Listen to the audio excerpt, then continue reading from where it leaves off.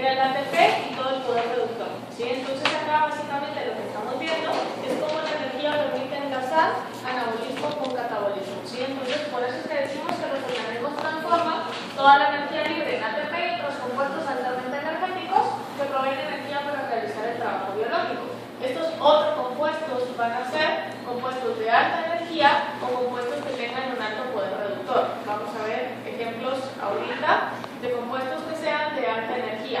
Los que tengan un alto poder reductor ya los hemos mencionado, está el NADH, el FADH, el FMN, por ejemplo, siempre y cuando tengan electrones, ¿sí? Entonces, ¿qué es lo que quiero que vayan viendo acá? Y empezamos con moléculas reducidas, que decíamos podía ser un lípido, una proteína, un carbohidrato, y que está reducida porque tiene electrones, ¿sí? Y que en el proceso de que vaya transfiriendo la energía, esa transducción energética va haciendo que la energía vaya cambiando de forma. Va cambiando de forma siempre manteniéndose en enlaces químicos. O sea, la energía que estaba en un carbohidrato ahora va a pasar en forma de un electrón al NADH.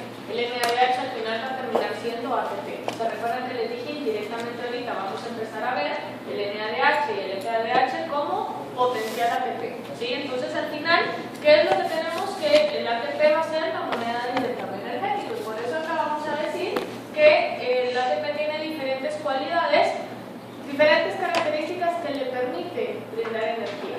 Ya hemos visto que tiene enlaces fosfanhídridos, que son los que se relacionan con esa capacidad o esa liberación de energía, porque son reacciones muy exotérmicas, ¿sí? Ya vimos que las reacciones exotérmicas eran las encargadas de poder liberar calor, de liberar energía, ¿sí? Es ergónica, sobre todo. Vale. Entonces, el ATP es un donador de varios grupos metabólicos.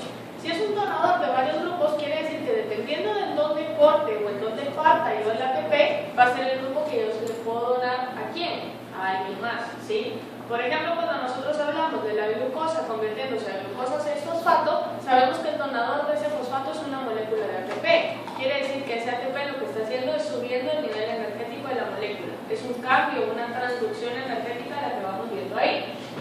Se genera mediante ruptura de cualquiera de esos enlaces fosfanhídridos y los grupos metabólicos o los productos que puedan generar son el ADP, el fósforo, el ATP y el pirofosfato. Entonces, lo que tenemos acá arriba es la molécula del ATP.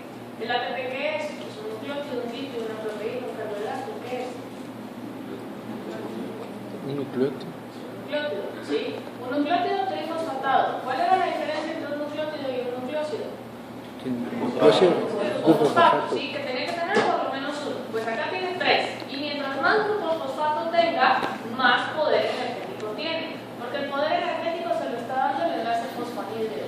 ¿Cuántos enlaces fosfanhídridos tiene la molécula de ATP? 2. 2 o 3. Y fosfato. 2. ¿Quién es?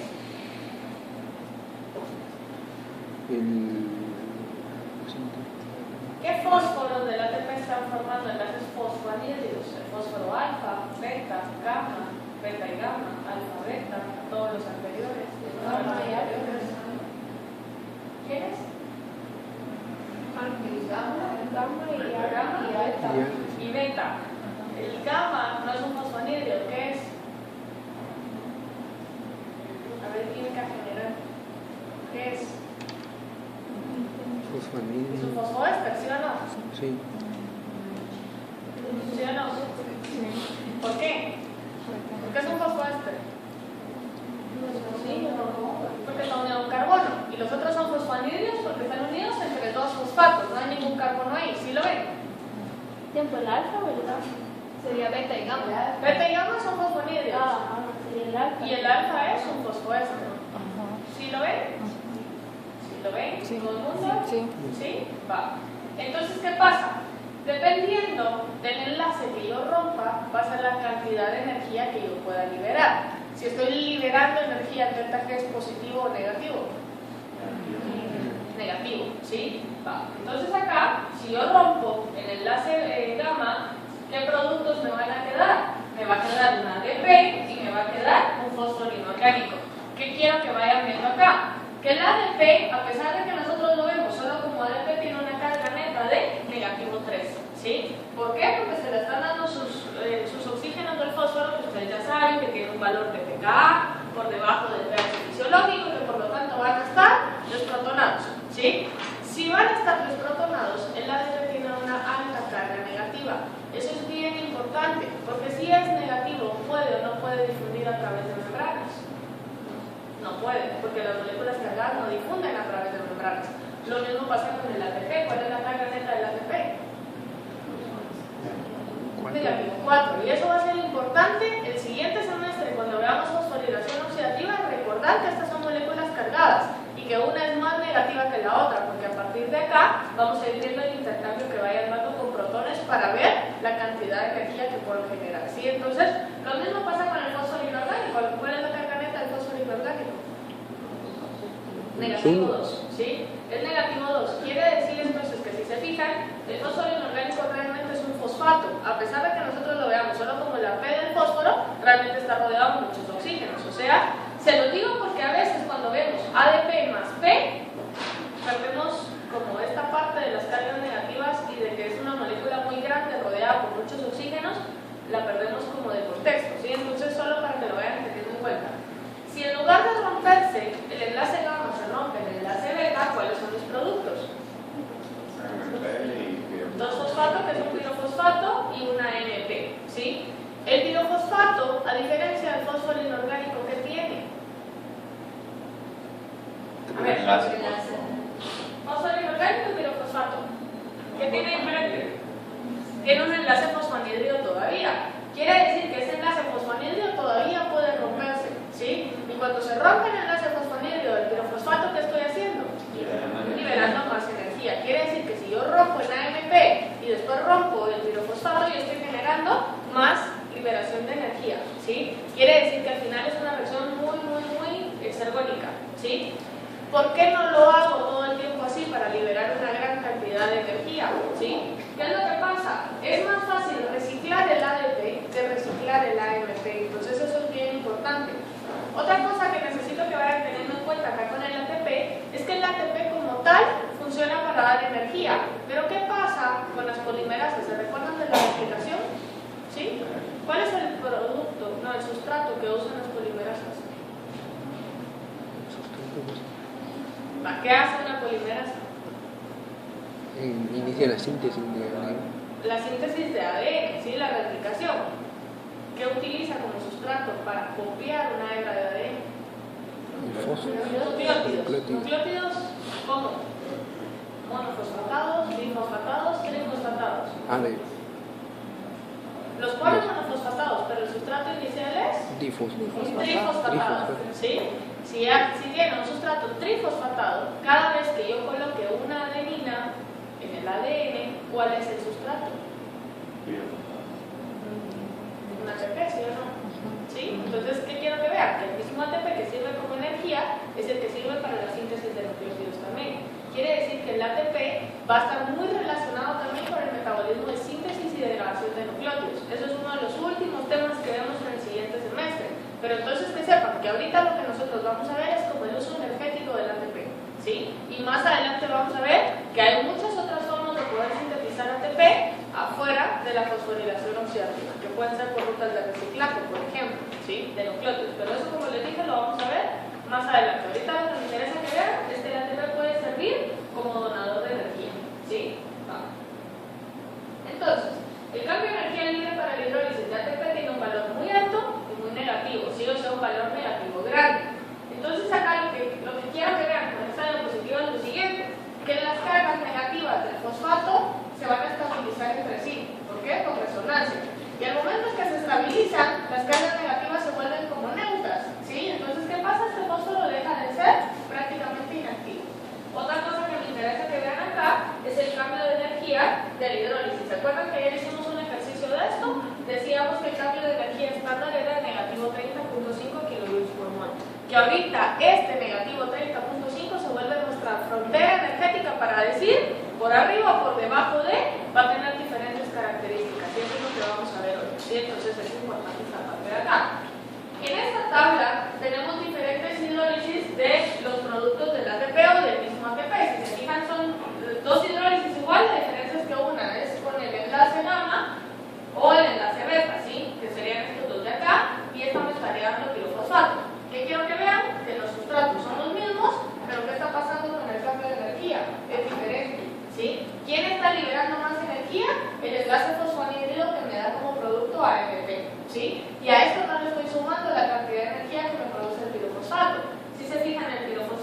reacción de la pirofosfatasa, puede ser hidrolizado también a dos fósforos inorgánicos y eso me libera más cantidad de energía.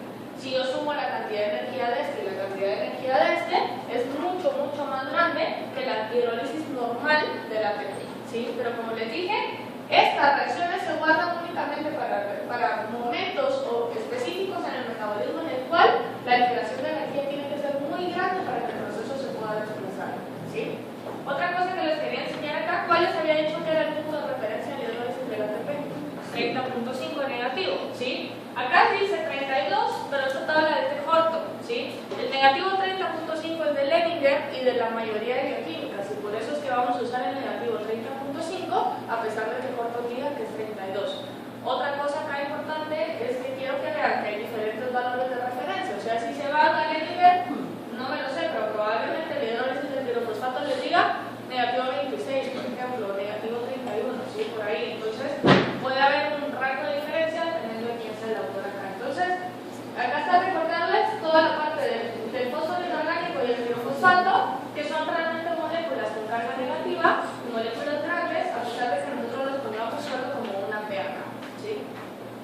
Bueno, los nucleósidos difosfato y trifosfato en solución acuosa y en los sitios activos de los enzimas existen como complejos de magnesio. Me recuerdo que cuando vimos vitaminas y hablábamos de las metaloenzimas y estas partes inorgánicas o estos compuestos inorgánicos que eran necesarios para el funcionamiento de algunas enzimas, para formar metaloenzimas o iones activadores, ¿se recuerdan de eso?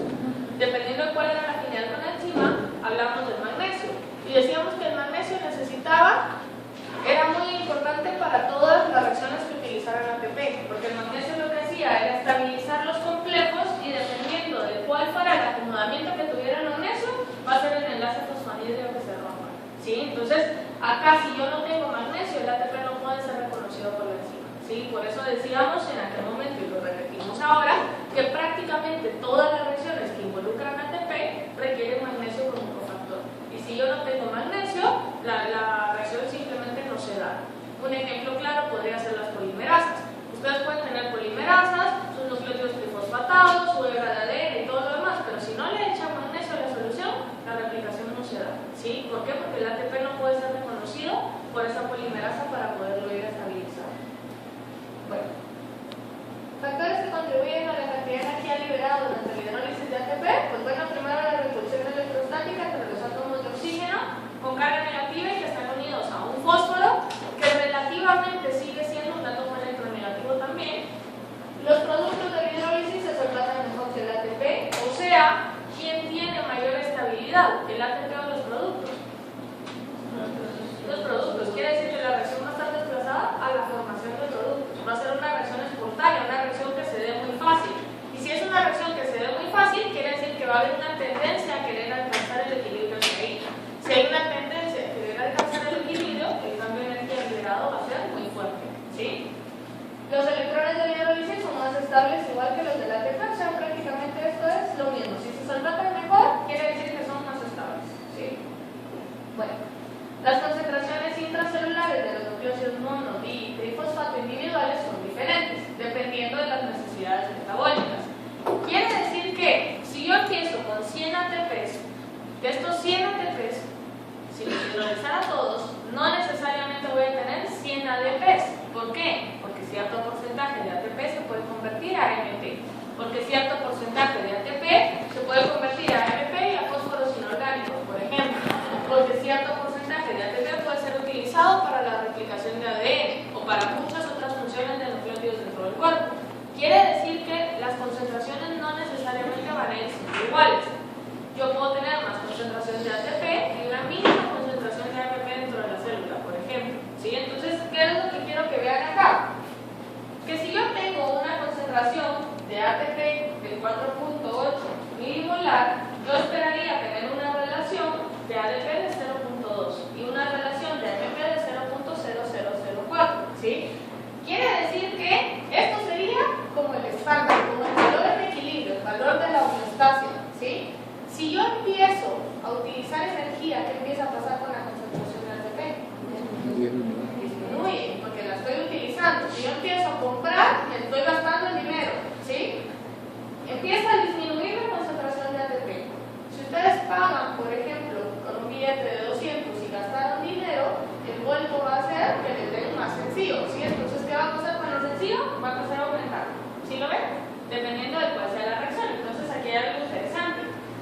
fijan, de acá para acá hay un descenso del ATP del 6%, ¿sí?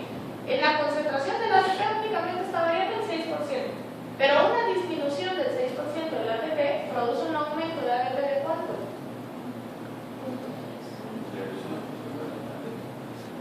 ¿Sí? ¿Se dan cuenta? Es un cambio bastante grande. ¿Qué pasa con el aumento del AMP? Es mucho más grande todavía. Eran los cambios que nosotros hablábamos, ¿se acuerdan? Hace un par de días en la clase decíamos, el equilibrio acá no era lo mismo cambiar una concentración de potasio intracelular a cambiar una concentración de potasio plasmática. ¿Por qué? Porque el cambio era más drástico. ¿Se recuerdan que hablábamos de eso?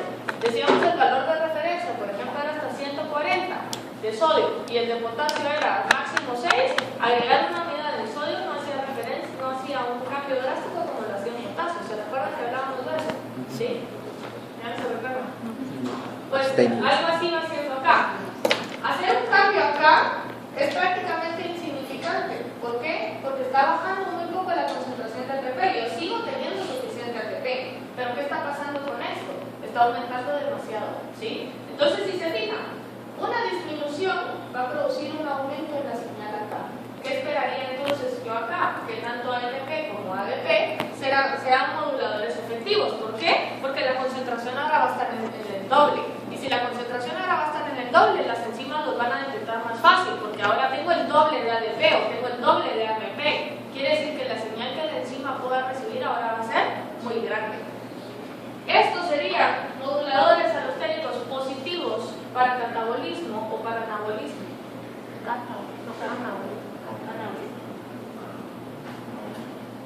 Anabolismo para nada. Vamos a ver. ¿Anabolismo qué es? Construir. Para construir yo necesito energía o libero energía. Necesito energía. ¿El catabolismo qué hace con energía? La libera, ¿sí? Y si mi concentración de ATP está bajando, mi concentración de ADP y AMP está aumentando, este aumento va a ser una señal positiva ¿para qué? Disminución de energía. Para catabolismo, porque lo que yo quiero es restablecer la homeostasia de ATP. ¿Sí se entiende? ¿Sí? Ahora yo voy a estimular el catabolismo porque necesito que este catabolismo produzca más energía, porque el ATP que bajó al 6% ahora debe de subir ese 6%. ¿Sí se entiende? Un aumento en la concentración de ATP, ¿qué va a hacer con las concentraciones de ADP y AMP? Las van a bajar. Al momento en que dejan de estar presentes concentraciones de AMP y AMP, se pierden los efectores alostéricos del catabolismo. ¿Quién se enciende? El anabolismo. Ahora una alta concentración de ATP va a favorecer el anabolismo porque la tengo en exceso. Entonces, ¿qué voy a hacer? Empezarme a gastar lo que está en exceso hasta llegar a la homeostasia otra vez. ¿Sí? Entonces, si se fijan acá lo que yo estoy hablando, o lo que estamos diciendo prácticamente es que todo el metabolismo energético va a girar en función a la cantidad de energía que yo tengo. Si tengo mucha energía o si tengo poca energía, voy a ir desplazando catabolismo o anabolismo según las necesidades celulares. ¿Sí se entiende? ¿Sí? Entonces, lo importante es mantener la concentración de ATP constante, ¿sí? Para que la homeostasia en la célula se pueda ir dando.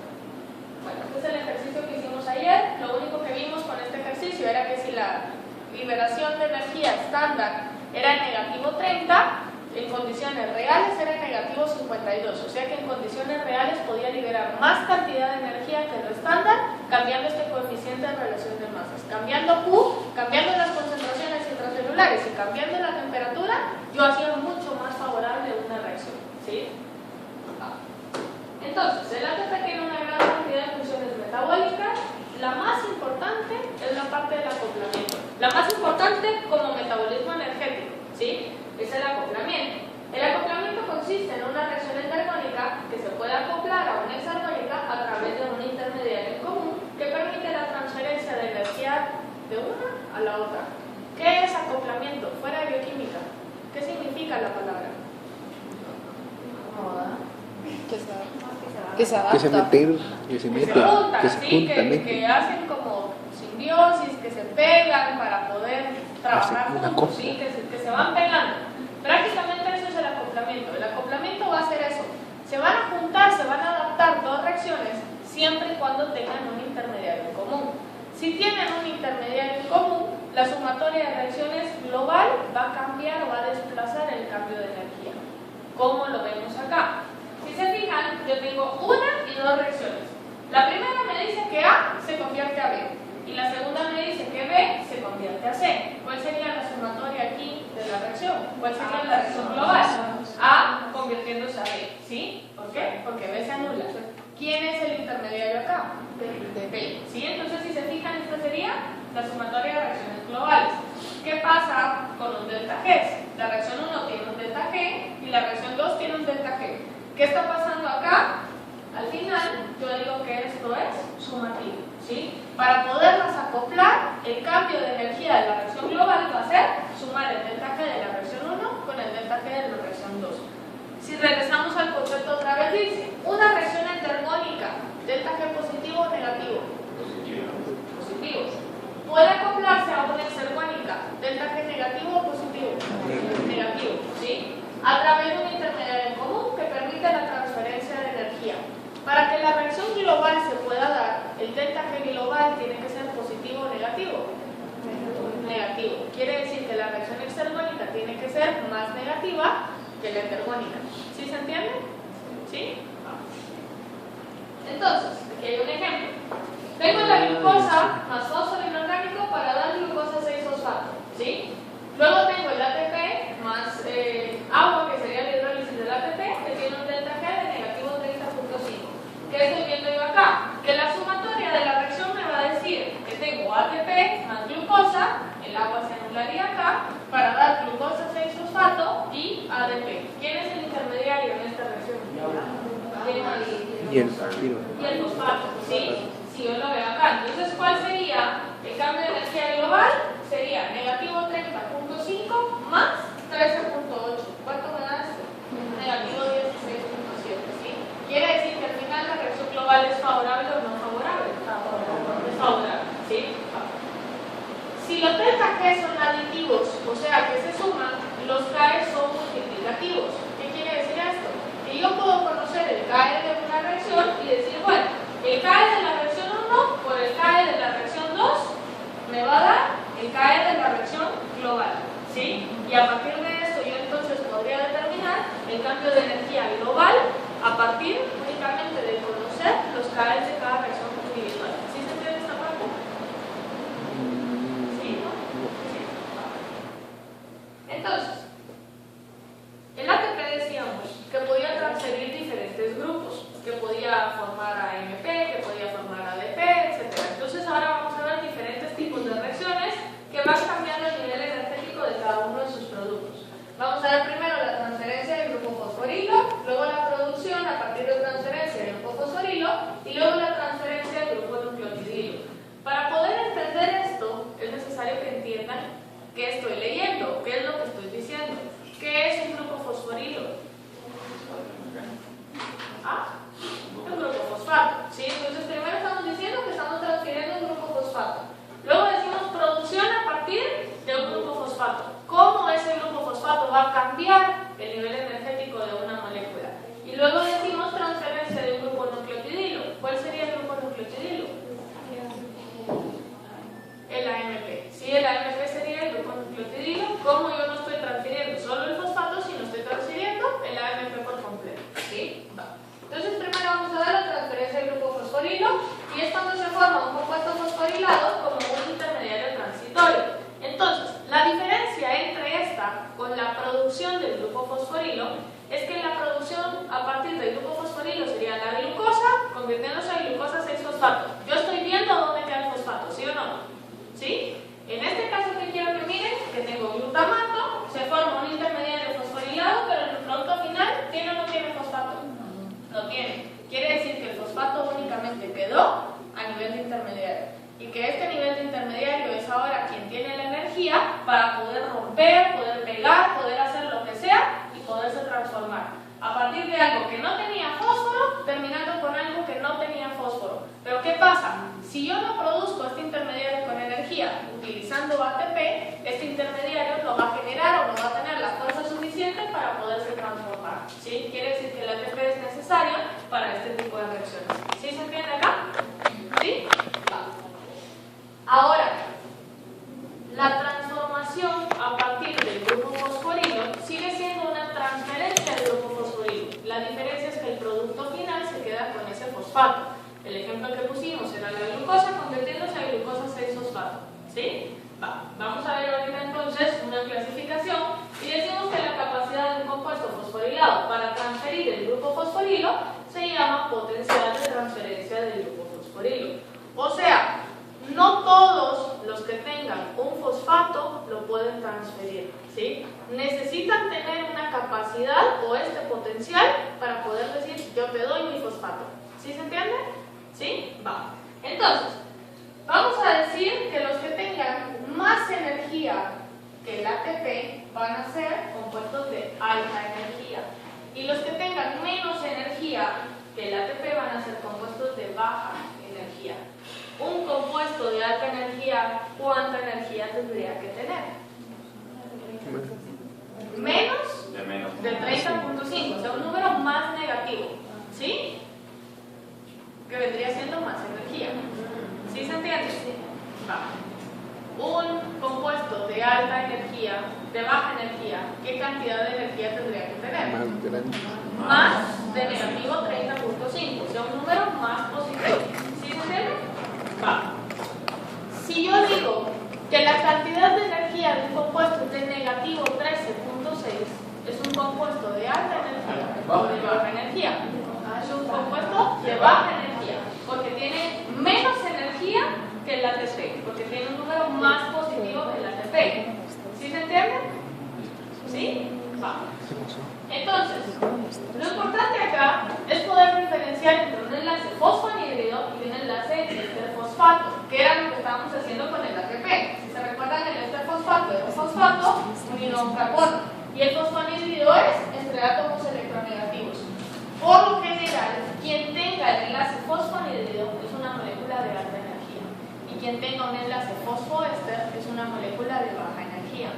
Pregunto, la glucosa 6-fosfato en el carbono 6 es el grupo fosfato, ¿es un enlace fosfanhídrido o un enlace fosfoéster?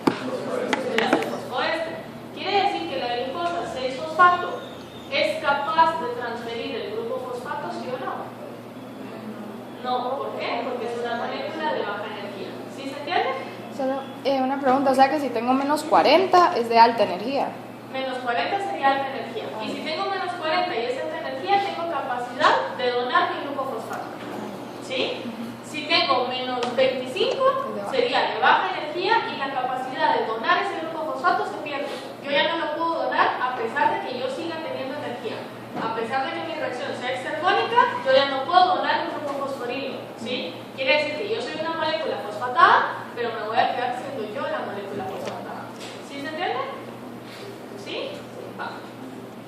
Entonces, los potenciales de transferencia de grupos son una medida de la energía libre que se requiere para formar el compuesto fosforilado. O sea, prácticamente lo que estamos diciendo es ese umbral, esa frontera, esa cantidad de energía para poder regalar el grupo fosfato. ¿Sí? Que ya dijimos que tiene que ser un número más negativo que 30.5, más grande, ¿sí? Energéticamente más grande. Entonces acá les pregunto, ¿qué compuestos serían de alta o de baja energía? ¿Esta tabla es de fósforo? Fosfanhídrido. Hasta ATP. ¿De aquí para arriba? ¿Sí o no? ¿Sí? Quiere decir que todos estos tienen capacidad de donar o no donar el grupo fosfato. De donar. ¿Y los que están de aquí para abajo pueden donar el grupo fosfato? No. Siguen siendo moléculas energéticamente grandes, pero sin capacidad de donar grupo fosfato. ¿Por qué? Porque son moléculas de baja energía. ¿Sí se entiende? ¿Sí? Va. Ahora la pregunta del millón es, ¿donar grupo fosfato a quién? ¿Quién va a aceptar la donación?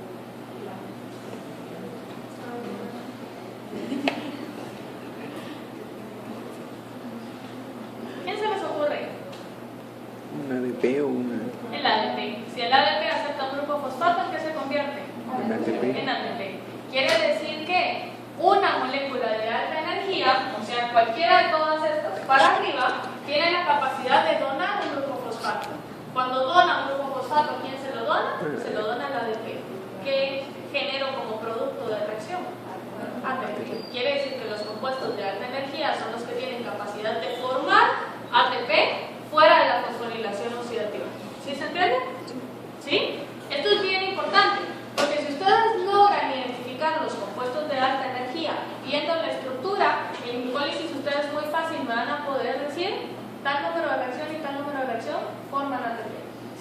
En tales reacciones yo puedo obtener ATP, en tales reacciones yo tengo que invertir ATP, ¿sí? Y eso lo podemos ir viendo a partir de lo básico que hablamos hace 2 diapositivas. Un enlace fosfanídrido o un enlace fosfoéster. Y eso genera una gran diferencia en la capacidad energética que tenga la molécula. ¿Vamos bien hasta acá? Solo, ¿podría repetir lo de los compuestos de alta energía? Los de alta energía son los que tienen más capacidad energética que el ATP. O sea, un número más negativo que el ATP. Un número por abajo en la escala, no sé cómo se llama esta escala, en la escala aritmética. Un número más abajo que negativo 30.5. Ah, muy bien. ¿Sí? Y los de alta energía son los que tienen, por ejemplo, de negativo 30 para arriba positivo. Los de baja energía. ¿Qué les dije antes? Los de baja energía. ¿Sí? Entonces, la producción de ATP por transferencia del grupo fosforilo, decíamos que a diferencia de la transferencia del grupo fosforilo, ¿qué hace? ¿Cuál es la diferencia entre el inciso A y el inciso B? El inciso A decía